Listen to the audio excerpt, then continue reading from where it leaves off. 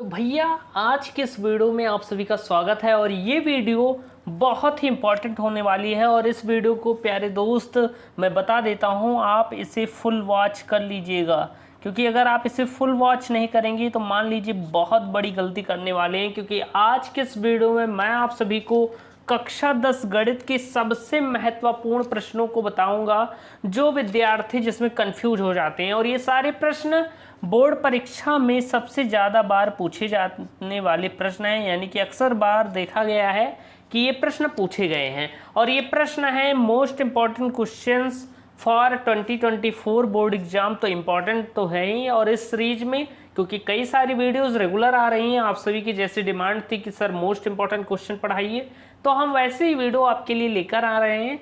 मेरा नाम मिलिंद मिश्रा है, और अगर वीडियो पसंद आएगी ना तो वीडियो लाइक कर दीजिएगा। और इस वीडियो का लाइक एम रखते हैं प्यारे साथी, आप इतने लोग देखते हैं तो प्लीज़ सभी अपनी तरफ से 200 लाइक मुझे चाहिए इस वीडियो पर, ज़रूर कंप्लीट करा दीजिएगा। और चलिए शुरुआत करते हैं इस बेहतरीन सी वीडियो की। मेरे प्यारे दोस्त, आपके सामने पहला प्रश्न दिया गया है। मेरा नाम मिलिंद मिश्रा है। चलिए शुरुआत करते हैं इस बेहतरीन सी वीडियो की। प्रथम क्वेश्चन आपके सामने दिया गया है जो कि है दो घनों। इस प्रश्न को आप ध्यान से पढ़िए, फिर हम इसे सॉल्व करते हैं। मेरे प्यारे दोस्त, प्रश्न कह रहा है कि दो घनों जिनमें से प्रत्येक का आयतन कितना है, 64 सेंटीमीटर क्यूब है। क्या कह रहा है कि दो घन हैं जिनमें से प्रत्येक का आयतन 64 सेंटीमीटर क्यूब है के संलग्न फलकों को मिलाकर एक ठोस बनाया जाता है। प्रश्न कह रहा है कि दो घन है जिनमें प्रत्येक का आयतन 64 सेंटीमीटर क्यूब है, यानी कि उसका वॉल्यूम 64 है, और के संलग्न फलकों को मिलाकर एक ठोस बनाया जाता है, यानी कि दोनों घनों को मिलाकर एक ठोस बनाया जाता है, यानी कोई पदार्थ बनाया जाता है दोनों को मिलाकर। तो इससे प्राप्त घनाभ, यानी कि जब दो घन मिलेंगे आपस में तो वो एक घनाभ बन जाएगा, और उस घनाभ का पृष्ठीय क्षेत्रफल हमें ज्ञात करना है। मेरे प्यारे दोस्त, ये प्रश्न कोई साधारण प्रश्न नहीं है, 4 अंक का लघुत्तरीय प्रश्न पूछा जाता है, बहुत ही इंपॉर्टेंट प्रश्न है। तो इस प्रश्न को हम सॉल्व करने से पहले इसका हम फिगर ड्रॉ करेंगे। यानी कि कह रहा है कि कोई आयतन है, तो हम कह सकते हैं, पहले फिगर ड्रॉ करने से पहले हम लिख सकते हैं कि इसका आयतन, यानी कि घन का आयतन क्या है प्यारे साथी, घन का आयतन बराबर आपको दिया गया है 64 सेंटीमीटर क्यूब, यानी कि 64 वर्ग सेंटीमीटर, 64 घन सेंटीमीटर आपका क्या दिया गया है, आयतन दिया गया है। अब हम इसका फिगर ड्रॉ कर लेंगे मेरे प्यारे दोस्त। वीडियो लास्ट तक देखिएगा, वीडियो पसंद आएगी तो वीडियो को लाइक भी कर दीजिएगा। तो हम एक घन बनाए, क्योंकि कह रहा है कि दोनों घनों को संलग्न करके एक नई आकृति बनाई गई है, तो हम दो घन यहाँ पर बनाएंगे, पहला घन और ये हो गया आपका दूसरा घन मेरे प्यारे दोस्त। चलिए हम इसे ड्रॉ करते हैं, क्योंकि आप जानते हैं कैसे ड्रॉ करा जाता है। तो चलिए पहले हम इसे ड्रॉ करते हैं प्यारे साथी। ऐसे कुछ बनेगा, बहुत अच्छा फिगर मैं बना नहीं पाता, लेकिन कोशिश कर रहा हूँ कि आप सभी के लिए मैं एक बहुत ही सुंदर और अच्छा फिगर बनाऊँ। तो ये प्यारे साथी कुछ ऐसा आपका घनाभ बनेगा। जब ये दोनों घन आपस में मिला दिए जाएंगे तो आपका स्ट्रक्चर कुछ ऐसा बनेगा मेरे प्यारे दोस्त, और ये बन गया आपका घनाभ। तो यानी कि जब दोनों घनों को आपस में मिला दिया गया तो आपका कुछ ऐसा स्ट्रक्चर बना जिससे हमने क्या कहा, घनाभ का। प्रश्न में भी आपको क्या कह रहा है, घनाभ कह रहा है कि दो घनों को संलग्न कर बनी भुजा क्या बनी, घनाभ बनी। अब इसमें कह रहा है प्यारे साथी कि इसका आयतन 64 सेंटीमीटर क्यूब है। अब हमें पता नहीं कि इसकी भुजाएं कितनी हैं, तो हम मान लेते हैं माना घन की भुजा, माना घन की भुजा बराबर a सेंटीमीटर। हमने मान लिया कि घन की भुजा a सेंटीमीटर है। अगर हम यहाँ पर एक फार्मूला लगाएं तो आपको पता होगा घन का आयतन का फार्मूला क्या होता है प्यारे साथी, आपको पता होना चाहिए। एक फार्मूला होता है कि घन का आयतन बराबर होता है a क्यूब के, यानी जो घन का आयतन होता है वो a क्यूब, यानी कि भुजा का घन होता है, या हम इसे क्या कह सकते हैं, भुजा का घन। तो प्यारे साथी, क्योंकि घन का आयतन a क्यूब होता है, तो इसी जगह पर हम क्या करेंगे, इसका मान रख देंगे। क्योंकि अगर हम बात करें a यहाँ पर क्या है, घन की भुजा दी गई है। अगर आयतन की बात करें, आयतन आपको 64 सेंटीमीटर क्यूब दिया गया है, तो हम 64 लिख दिया।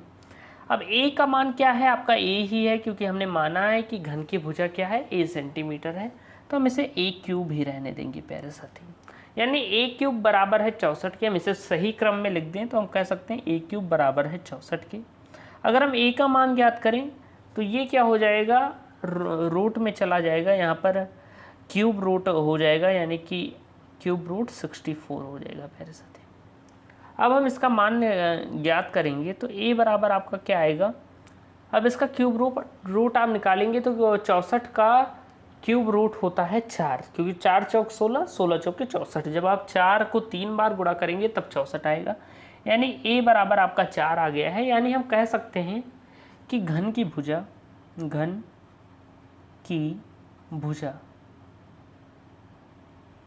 बराबर है 4 सेंटीमीटर।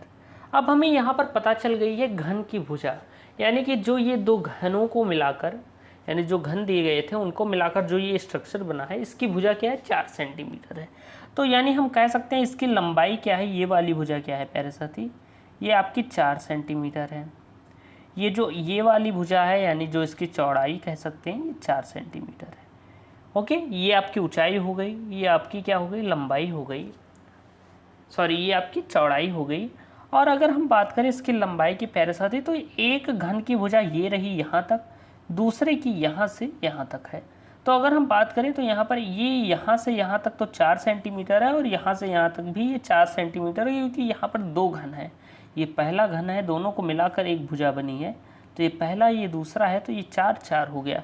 यानी टोटल बताएं लंबाई, तो टोटल इस घनाभ की लंबाई क्या हो जाएगी, 8 सेंटीमीटर हो जाएगी। यानी लंबाई आपकी 8 सेंटीमीटर है इस आकृति की, ऊंचाई आपकी 4 सेंटीमीटर है, और चौड़ाई आपकी 4 सेंटीमीटर है। यानी हम कह सकते हैं कि जो घनाभ आपका तैयार हुआ है यहाँ पर उसकी, तो हम कह सकते हैं घनाभ की लंबाई बराबर, घनाभ की लंबाई बराबर आपकी है 8 सेंटीमीटर। अगर हम यहीं पर घनाभ की चौड़ाई की बात करें मेरे प्यारे साथी, तो चौड़ाई बराबर आपकी है 4 सेंटीमीटर। और अगर हम यहीं पर इसकी ऊंचाई की बात करें, ये ऊँ लिखा हो यानी कि ऊंचाई है, और ये भी है 4 सेंटीमीटर। तो ये 3 चीज़ें हमें अब पता चल गई हैं। अब प्यारे साथी, प्रश्न में आप देखेंगे तो प्रश्न आपका कह रहा है कि घनाभ का पृष्ठीय क्षेत्रफल ज्ञात कीजिए। घनाभ का पृष्ठीय क्षेत्रफल हमें ज्ञात करना है, तो एक फार्मूला होता है, दूसरा फार्मूला इसी क्वेश्चन में अप्लाई होते हुए, वो फार्मूला क्या होता है मेरे प्यारे साथी, ध्यान रख दीजिएगा।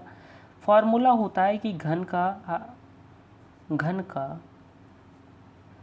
पृष्ठीय, यानी कि घनाभ का पृष्ठीय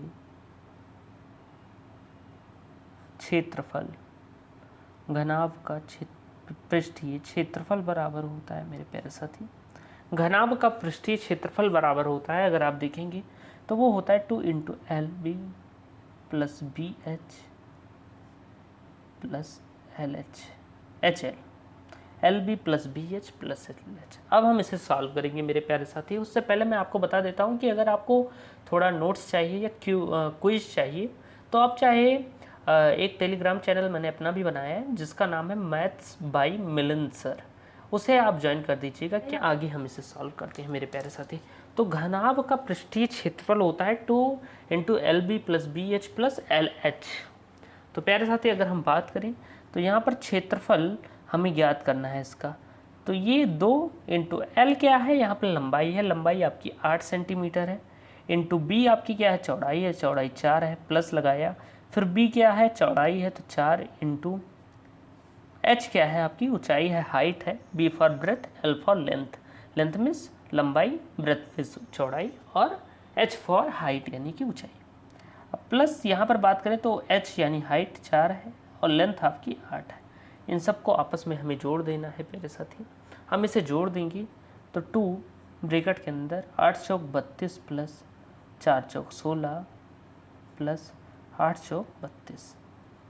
इसे सॉल्व करिएगा, 2 × 32 32 64 होता है, 64 में आप 16 जोड़ोगे, 64 में 16 जोड़ोगे आप तो 80 आएगा, क्योंकि 32 32 64 64 6 70 70 10 80, इसे गुणा करोगे तो 80 दूना 160 सेंटीमीटर स्क्वायर, यानी कि जो घनाभ का आपका वक्र पृष्ठीय या पृष्ठीय क्षेत्रफल है वो आपका 160 सेंटीमीटर स्क्वायर है। यानी हम यहाँ पर कह सकते हैं मेरे प्यारे साथी, अतः घनाभ का पृष्ठीय क्षेत्रफल बराबर 160 सेंटीमीटर स्क्वायर, और यही आपका प्यारा सा आंसर है। मेरे प्यारे साथी, आई होप आपको ये वाला प्रश्न बहुत ही बेहतरीन तरीके से समझ में आया होगा। देखिए किस तरह हम प्रश्नों को सॉल्व करते हैं।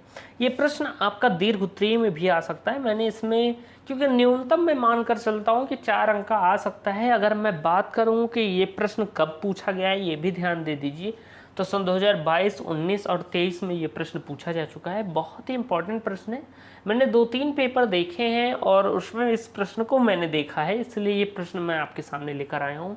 एक बहुत ही बेहतरीन प्रश्न है मेरे दोस्त, इसे आप सॉल्व करिएगा, घर पर प्रैक्टिस ज़रूर कीजिएगा, क्योंकि ये प्रश्न बिना प्रैक्टिस के तो आने से रहा, तो इसे आप प्रैक्टिस कीजिएगा। एक बेहतरीन विधि के द्वारा मैंने आपको सारी चीज़ें बताई हैं। चलिए चलते हैं अगले प्रश्न की ओर। मेरे प्यारे दोस्त, अगला प्रश्न आपके सामने 2 अंक के लिए रहा, जो बोर्ड एग्जाम में अक्सर पूछा गया है। मेरे प्यारे साथी, आप ध्यान से समझते हुए चलिए। मेरा नाम मिलिंद मिश्रा है और मैं आपको बेहतरीन तरीके से सारी चीज़ें समझाते हुए चलूँगा। वीडियो में अगर आपको मज़ा आ रहा है तो कमेंट में मेरा नाम टाइप करके लिख दीजिएगा। चलिए शुरुआत करते हैं अगले प्रश्न की। अगला प्रश्न आपके सामने दिया गया है मेरे दोस्त। कहा गया है कि एक घन का आयतन इकाई दहाई सैकड़ा हजार यानी कि 1331 सेंटीमीटर क्यूब है। इसका संपूर्ण पृष्ठीय क्षेत्रफल हमें ज्ञात करना है। मेरे प्यारे दोस्त, घन का आयतन क्या होता है, पहले आपको ये ध्यान रखना चाहिए कि आखिर घन का आयतन क्या होता है। तो अगर हम बात करें तो घन का आयतन, प्यारे साथी, घन का आयतन,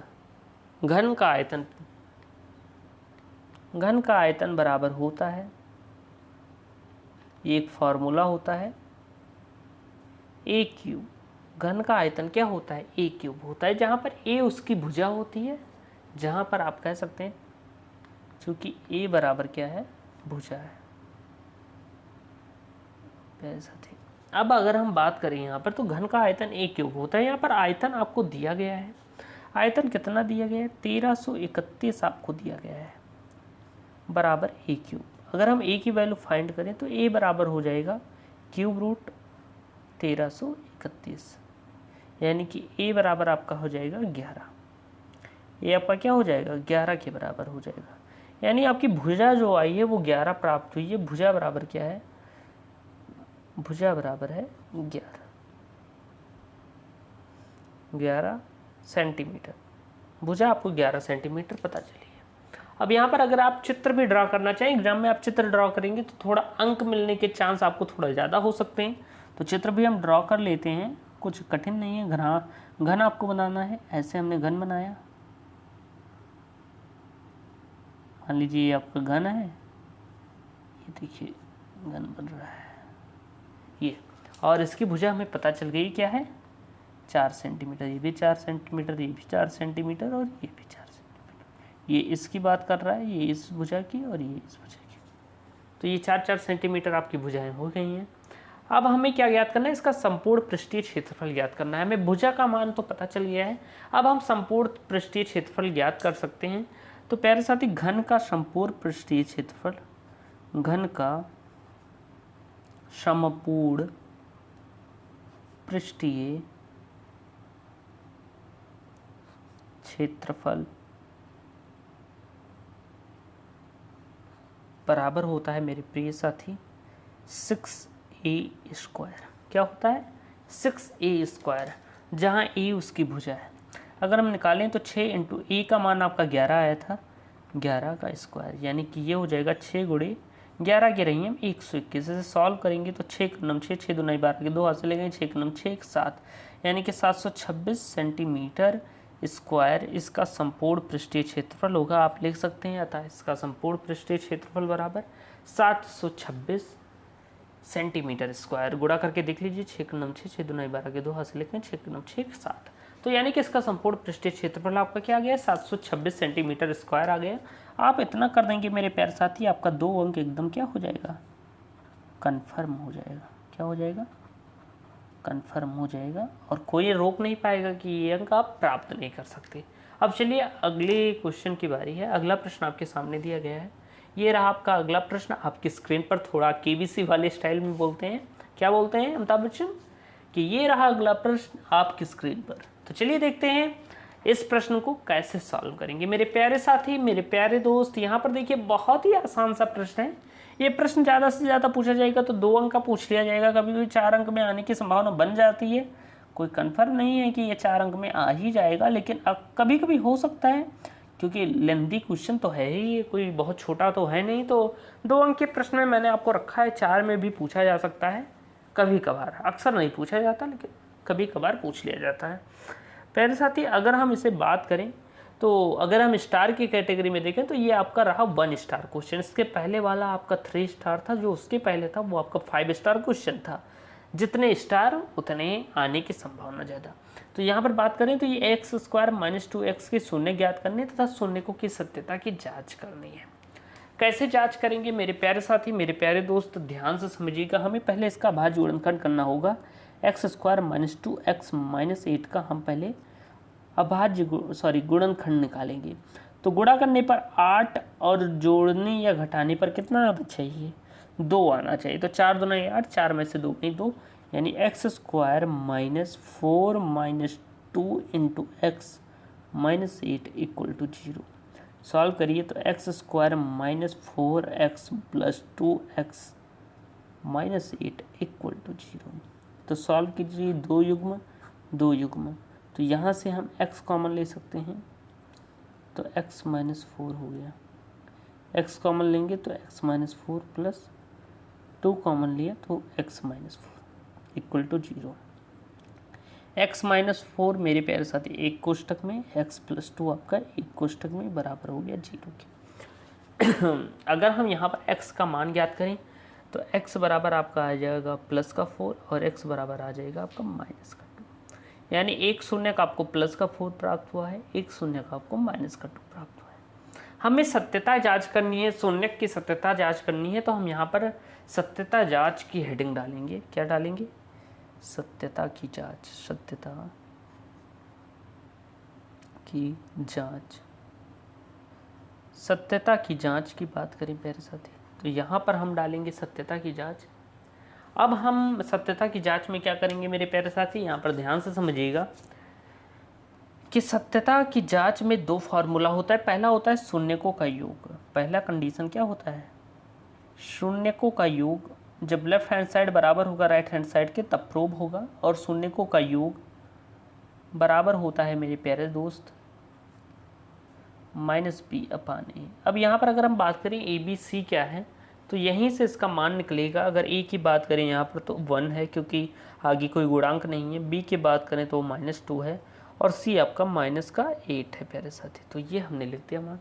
आप सभी इतना बेसिक तो जानते ही होंगे, क्योंकि ये कोई कॉन्सेप्ट क्लास नहीं है कि मैं आपको एकदम बेसिक बताऊँ, क्वेश्चन हम सॉल्व कर रहे हैं। तो शून्यकों का योग की बात करें तो शून्य का योग प्यारे साथी इनका योग कर दीजिए, यानी 4 + -2 बराबर हो जाएगा -b/b -2/a की जगह a का मान 1 रखा, यानी ये हो गया 4 - 2 हो जाएगा 2 बराबर -+2, यानी हम कह सकते हैं कि हमारा LHS बराबर है RHS के, और ये हमारा प्रूव्ड हो गया है। लेकिन अभी हम एक कंडीशन और फॉलो करेंगे, जो दूसरी कंडीशन है शून्यकों का गुणनफल। क्या है, शून्यकों का गुणनफल। शून्यकों का गुणनफल, शून्यकों का गुणनफल बराबर होता है प्यारे साथी c/a। तो शून्यकों का गुणनफल जब c/a होता है तो इनका गुणा करा दीजिए। शून्यकों का जो दोनों शून्य थे 4 × -2 बराबर, c का मान -8 है, -8 रखा, a का मान 1 है, 4 दूना 8, ये हो गया -8 बराबर हो गया ये -8, यानी हम कह सकते हैं कि हमारा LHS बराबर है RHS के। और यहाँ पर ये प्रूव हो जा रहा है कि आखिर ये सत्यता की जांच सच है और सत्यता की जांच हो गई प्यारे साथी। तो ये हमारा आंसर हो गया है। आंसर तो पहले ही आ गया था, शून्य पता चल गया था, लेकिन शून्य की सत्यता की जांच करनी थी, हमने जांच भी कर दी। आई होप आप बेहतरीन तरीके से समझे वाले होंगे ये वाला प्रश्न भी। चलिए अगला प्रश्न और भी इम्पॉर्टेंट है, उसे भी सॉल्व करते हैं। मेरे प्यारे दोस्त, मेरे प्यारे साथी, अगला प्रश्न आपके सामने दिया गया है। ये प्रश्न कुछ नहीं तो आपका 4 अंक में लिख कर ले लीजिए, पूछा जाएगा जी। 4 अंक का प्रश्न है तो ध्यान से हमें सॉल्व करना होगा, और क्योंकि लघु उत्तरीय प्रश्न है तो बहुत इंपॉर्टेंट है। अब इस प्रश्न की अगर हम बात करते हैं तो यहाँ पर प्रश्न दिया गया है कि a बराबर 5, d बराबर 3 और an बराबर 50 दिया गया है। तो हमें n तथा sn का मान ज्ञात करना है। हमें प्रथम पद a बराबर दिया गया है 5, सारवंतर d बराबर दिया गया है 3, अंतिम पद या nवां पद आपको 50 दिया गया है। तो यहाँ पर हमें n और sn का मान यानी कि पदों की संख्या n हमें ज्ञात करनी है, और इनका योग जो पदों का योग है उनको ज्ञात करना है sn। मेरे प्यारे दोस्त, कैसे हम सॉल्व करेंगे ध्यान से समझिएगा। पहले हम n की वैल्यू फाइंड करेंगे। n की वैल्यू कैसे फाइंड करेंगे, आपके पास पहला फार्मूला आता है, एकदम ध्यान से समझिएगा। एक फार्मूला है जिसे हम कहते हैं an बराबर a प्लस n-1d। ये फार्मूला आपको पता होना चाहिए। यही फार्मूला पता है, आप ये क्वेश्चन सॉल्व कर लेंगे। अगर हम यहाँ पर चर्चा करें तो an आपका क्या है 50 दिया गया है, nवां पद आपका 50 है, प्रथम पद आपको 5 दिया गया है, 5 रख दीजिए एक ही जगह। n का मान हमें नहीं पता है, n-1 ऐसे रहने दो। d का मान हमें पता है 3, तो 3 हमने रख दिया।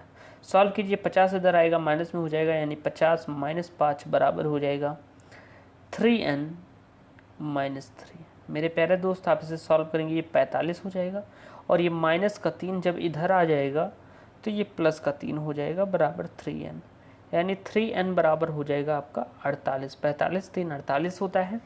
n बराबर आपका होगा 48/3, तो 16 3 48 होता है, तो 16 आएगा, यानी कि n का मान आपका क्या आया है 16 आया है। n बराबर आपको 16, यानी कि पदों की संख्या हमें 16 पता चल गई।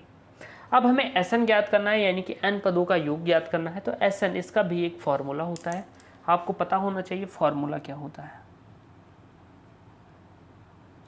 मेरे प्यारे दोस्त, इसका एक फार्मूला होता है कि sn बराबर होता है n/2 2a प्लस n-1d। मेरे प्यारे साथी ध्यान से समझिएगा। अगर हम यहाँ पर मान निकालें तो sn आपका अगर हम देखते हैं तो sn हमें s16 यानी कि 16 पदों का योग ज्ञात करना है। n की जगह n का मान हमने 16 रखा, बटी में 2 लगाया।